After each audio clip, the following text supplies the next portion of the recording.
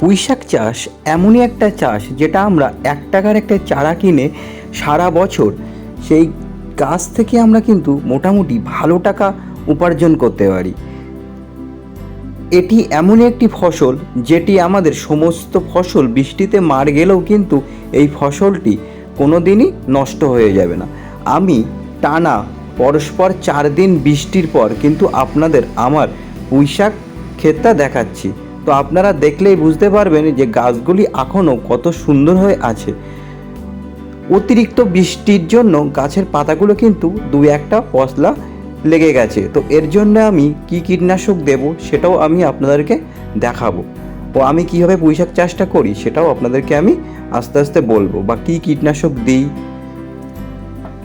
তো নমস্কার বন্ধুরা, আমি বাঙালি কৃষক চ্যানেলে আপনাদের সবাইকে আরও একবার স্বাগত। যারা আমার চ্যানেলটিকে এখনও সাবস্ক্রাইব করেননি তো অবশ্যই তারা চ্যানেলটিকে সাবস্ক্রাইব করে রাখুন। আপনাদের আশা করি নতুন নতুন ভিডিও আমি দিতে পারবো চাষ সম্বন্ধীয়। তো সর্বপ্রথম যেহেতু এখন প্রচুর বৃষ্টি হয়ে গেছে, তো আমি কি করব বা আপনাদেরও কি করা উচিত যদি আপনারা পুঁইশাক চাষ করেন, এখনই কিন্তু আমাদের একটি ভালো ফাঙ্গিসাইড ব্যবহার করতে হবে। তো আমি কি ফাঙ্গিসাইড দেব সেটা আপনাদেরকে আমি দেখাচ্ছি। সেটি হলো সিজেন্টা কোম্পানির অ্যামিস্টার টপ ও সিজেন্টার রেডোমিল গোল্ড। এই দুটি কীটনাশকের মধ্যে আপনারা যে কোনো একটি কীটনাশক ব্যবহার করতে পারেন। এছাড়াও আপনাদের ওখানে যে ভালো ফাঙ্গিসাইড আছে আপনারা সেটাও ব্যবহার করতে পারেন। আমার এই দুটি কীটনাশক ভালো লাগে তাই আপনাদেরকে আমি বললাম। এই অ্যামিস্টার টপ বা রেডোমিল গোল্ড এটা আমরা 15 লিটার ব্যারেলে 25 থেকে 30 ml মিশিয়ে স্প্রে করে দেবো। স্প্রে করার নিয়ম, সকালবেলা যখন হালকা রৌদ্র উঠবে, প্রচণ্ড রৌদ্রে কিন্তু দেওয়া যাবে না, তাহলে কাজ কিন্তু হবে না। আমাদেরকে সবসময় সকালের টাইমে বা সন্ধ্যার দিকে স্প্রে করতে হয়। আর এই ফাঙ্গিসাইডটা সবসময় সকালে যখন হালকা রৌদ্রে ওঠে তখন স্প্রে করতে হয়। এখন যেহেতু রাত্রিবেলা নের পড়ছে, সেই জন্য একটু যদি সামান্য রৌদ্রে স্প্রে করা হয় তাহলে পাতায় ভালোভাবে মিশে যায়। এরপর আরেকটি জিনিস আমাদেরকে করতে হবে, সেটি হলো গাছের একটু খাদ্যের প্রয়োজন। তো আমরা কী সার দিতে পারি?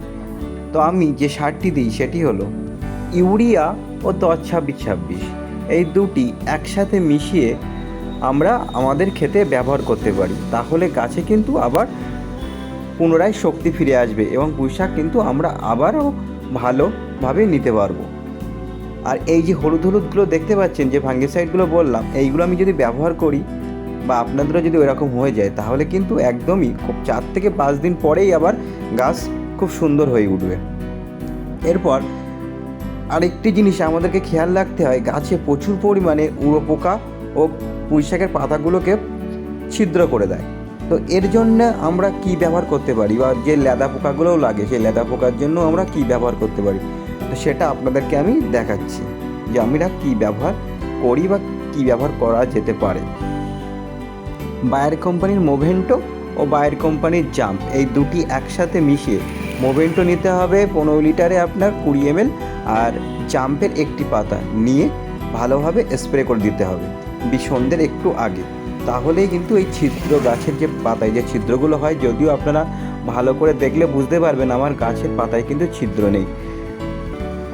তো এইটুকুই আমাদের পরিচর্যা করতে পারলেই কিন্তু পুঁইশাক চাষ থেকে একটা ভালো অর্থ উপার্জন করা যাবে মাত্র 1 টাকার একটা চারা বসিয়ে। তো যদি ভিডিওটি ভালো লাগে থাকে অবশ্যই একটি লাইক ও সাবস্ক্রাইব করবেন ও আমি বাঙালি কৃষক চ্যানেলের সবাই পাশে থাকবেন। পরবর্তী ভিডিওতে আবার নতুন কিছু নিয়ে আমি দেখাবো।